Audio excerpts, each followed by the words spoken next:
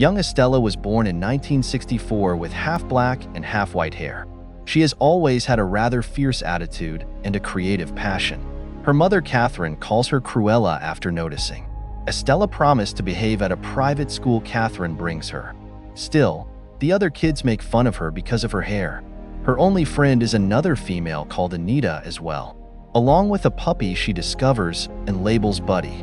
Estella is kicked after wreaking a lot of trouble at the school. Laments their circumstances, Catherine goes to seek her company, which is holding a winter gala at their estate, Hellman Hall, for help.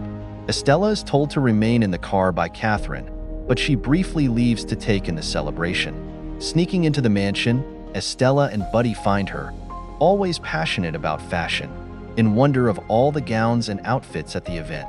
Buddy sadly leaves, and Estella follows after him and comes upon John, a valet. Estella flees him, and 3 ferocious Dalmatians are after Buddy. Estella bolts outdoors when Catherine is chatting with Baroness von Hellman, her boss. Estella sees the Dalmatians speed by her and jump on Catherine hard enough to propel her over the brink of a precipice to her death. The partygoers outside discover the Baroness lying and asserting Catherine was trying to accost her for money. Estella rides in a garbage truck with Buddy. Estella arrives at Regent's Park in London, where her mother had suggested she should visit. She also discovers she is lacking the necklace her mother had handed her for grip-on. She nods out beside the fountain and is discovered 2 delinquent lads next morning, along with their dog Wink, brothers Horace and Jasper Batten.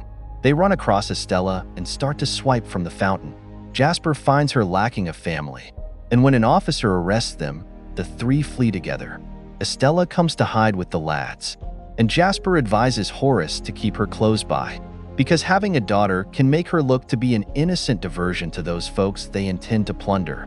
Estella colors her hair to complement the plans and be indistinguishable. 10 years later, Estella still carries off crimes alongside Horace and Jasper. Estella keeps developing her fashion ideas to help herself as well. The brother surprises Estella on her birthday with a job offer for the Liberty department store downtown. Jasper had seen her glancing at the spot constantly. She thanks them really highly. Estella starts her job at Liberty as a cleaning lady. Regarding a horrible manager called Gerald, he never lets Estella put up her thoughts and treats her cruelly. Bring her food, Horace and Jasper, and Horace believes the place can be taken.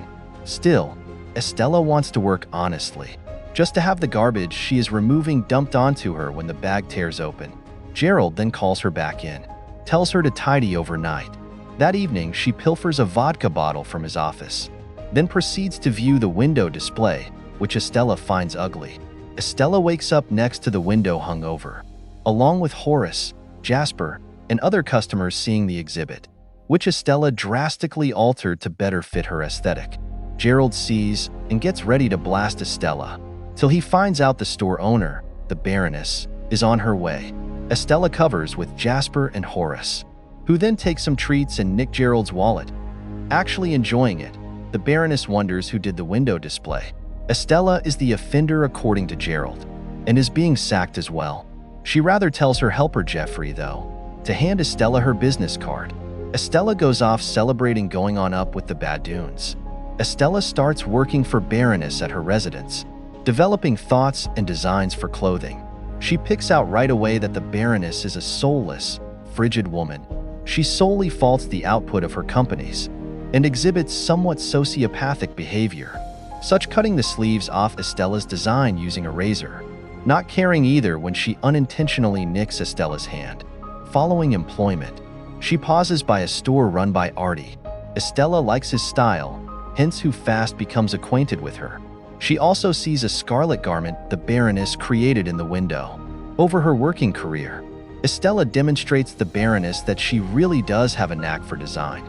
Still, Estella tunes indifferently toward the Baroness when she finds out she is sporting her mother's necklace, though the Baroness says it's a family legacy. When she tells Estella that a past company attempted robbery, then collapsed off a cliff, Estella starts to hate the Baroness just purely. Estella brings the word to Horace and Jasper, seeing it as a chance to carry off a theft, especially when the Baroness is scheduled to throw a next gala. Estella commits the Baroness's timetable to memory and how the guards move and operate to scheme for the heist. She is aware that should she try to show up, she will be identified. She does, however, know someone who can show up. On the evening of the gala, under the cover of pest controllers, Horace and Jasper slip into the premises, using Wink as a phony rat. As the theft starts, Jasper heads for the surveillance cameras. Estella leaves her wig off and keeps her natural hair, showing up as Cruella in disguise. And when she wore the Baroness's attire, she came upon in Artie's store. She shocks everyone that shows up, including the usually bored Baroness. Anita is also watching in shocked state, a journalist who also identifies Estella from her hair. Before sitting with the Baroness, Estella subdues the guards of the Baroness. As Horace gets to the safe with the jewelry, he discovers it vacant. Estella also notes the Baroness sporting it. As the Baroness notes Cruella is invading territory, Jasper starts some rats off toward the celebration, distracting Estella enough to get the jewelry off the Baroness and turn it over to Buddy.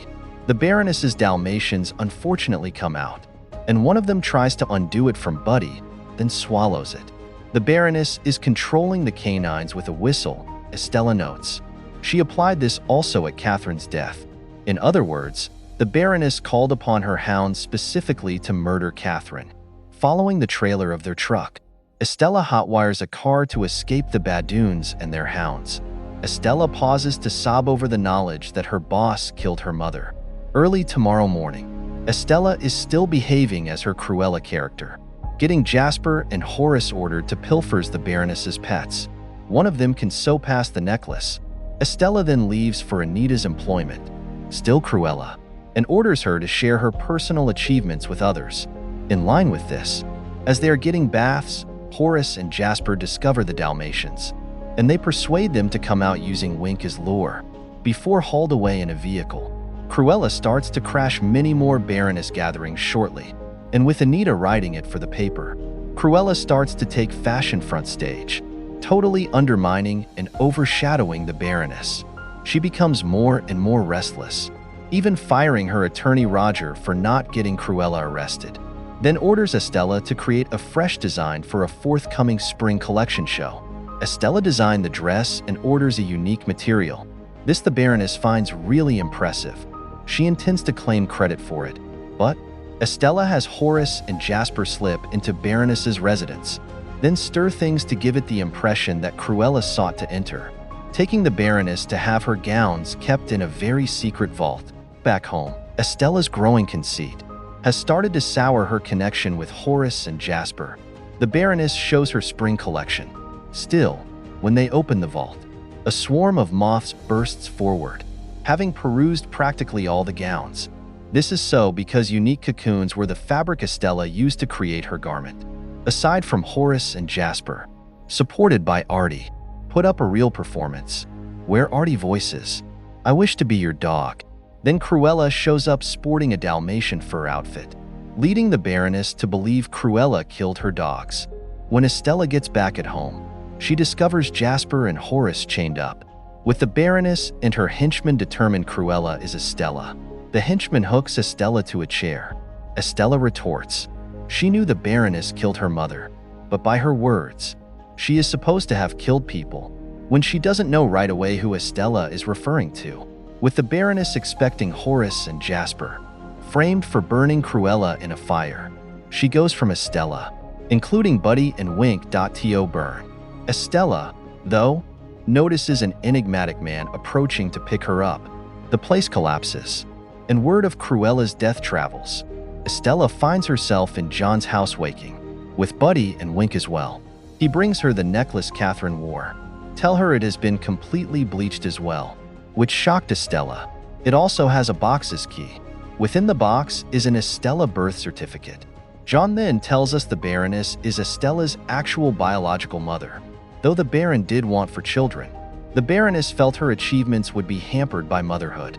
She so gave John instructions to have the baby killed following her birth. But he then came across Catherine and handed her Estella as well. She can thus be reared right. Startled and in astonishment, Estella bolts, taking a motorbike from a delivery lad. She backs up to Regent's Park. She addresses the area Catherine-wise. She is incredulous to be misled about Catherine not being her mother. She still felt her as such, and now chooses to adopt Cruella as her new name. Estella bursts through the front of the police station in a vehicle, then sets Blink inside to acquire a key to Horace and Jasper's cells. Even if they flare up, their treatment by Estella still makes them furious. Following her revelation to them of the Baroness as her actual mother, they head back to John's house, where she claims her family consists in Horace and Jasper. Then they get together to develop a last strategy to bring down the Baroness. Later on, Estella visits Artie as well for assistance. Horace returns using the Panther de Vil automobile owned by the Baroness, and Estella finds the name sound appealing. The Baroness invites again another ball, where everyone else present is honoring Cruella with wigs. Estella poked the Baroness with a pin, long enough to grab her dog Whistle. She is distracted. She brings the Dalmatians outside by the cliffside using it. Horace, Jasper, Artie, and John call others to begin leaving. Estella brings the Dalmatians under control. At last tells the Baroness she is her daughter.